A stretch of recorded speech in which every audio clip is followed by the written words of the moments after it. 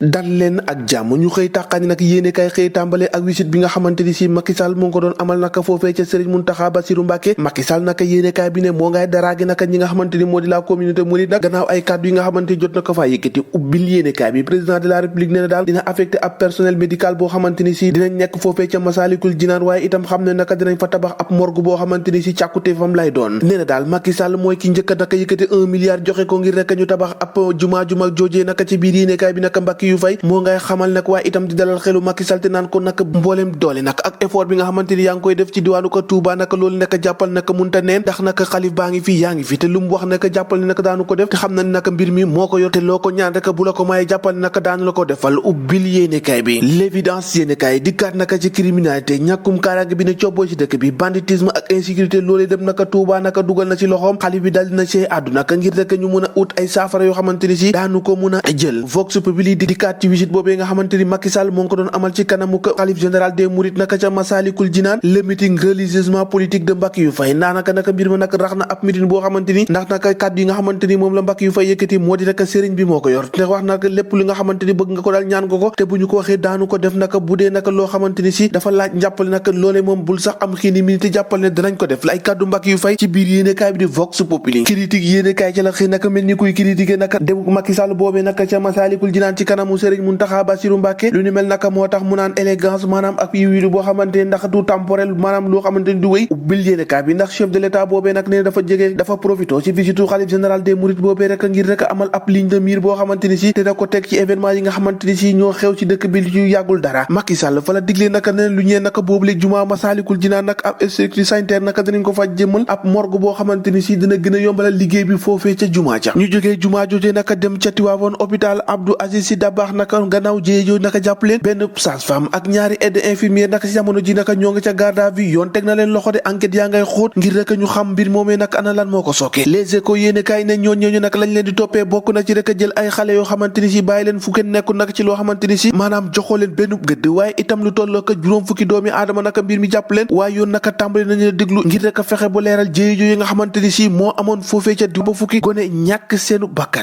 l'observateur ne si jamono ji naka njabootu ñooñu lor leen naka ñoo ngi si ab naqar ak tiis woo xamante ni foo ko nattu rek yeesu na ko exclusive yéene kaay ak kàddu yi nga xamante ni Macky Sall daal dina koy yëkkati la mu xam le naka moo di pareegu ma nee na naka ci liggéeyu président boobu nga xamante ni ca la ne jàppal ne naka am na loo xamante ni des na te faaw mu yeggali ko loolu moom lu mu wundu ñu dellu ca Tiwaawoon wax ci jéejee yi nga xamante ni ca la amoon na tribune yéene kaay dikkaat nag ak beneen xibaar la mu xam le rek moo di la faatu naka ci ay liir naka ca hôpital Maam Abdou Aziz gannaaw lakk ba naka yéene kaay bi nee na ëpp na fukk ak benn de moom naka dal dinaay lim lu tolloo ko fukk ak juróom-ñaar yoo xamante ni si ñoo te dal dee lorulu nga ne ma la bàyyi loolu wax ci réew mi quotidien ak conseil constitutionnel troisième mandat Abdourahmane Diouf la ñu xëy dalal naka nee naka Macky mii nag bu dee moom rek nag ay élection du am ndax dafa jàpp ne moom ay sélection lay def Abdourahmane Diouf nag nee na moom njott na rek mu am kaaw bu baax a baax ci réewum Sénégal ndax Macky Sall nii mu bëgg a doxalee naka doon na li nga xamante ni dalul xel li dalul xel mooy crise di jafe-jafe bi nga xamante ni moo judduwaat ci école bi ubbil yéenekaay bi di Sud Quotidien lu yées ñetti semaines yoo xamante ni si ñoo ngi ko war a amal certificat de fin d'études élémentaires loolee naka jafe-jafe am na ci ndax état bi ak syndicat yi naka si jamono ji naka ñoo ngi si prolongation grève naka daal dinañ koy suliwaat ngir rek laaj ñu jox leen li nga xamante ni noonu lañ signé woon ci mbooleem accord ak gouvernement bu Sénégal wax ci Sud Quotidien yéenekaay dikkaat ci augmentation salaire Macky Sall naka moo ngay blender ñi nga xamante ni si moo di takk der yi de daal dinaa yokk seenu pa salaire lu ko dalee naka 75 000 jàpp 400 000 francs CFA goroñ naka ci rang yooyu nga xamante ni si ñoo di takk der yi ndax loolee nag yéenekaay bi ne ana lan moo ko wundu wala sax ana lan rek la président de la république di waajal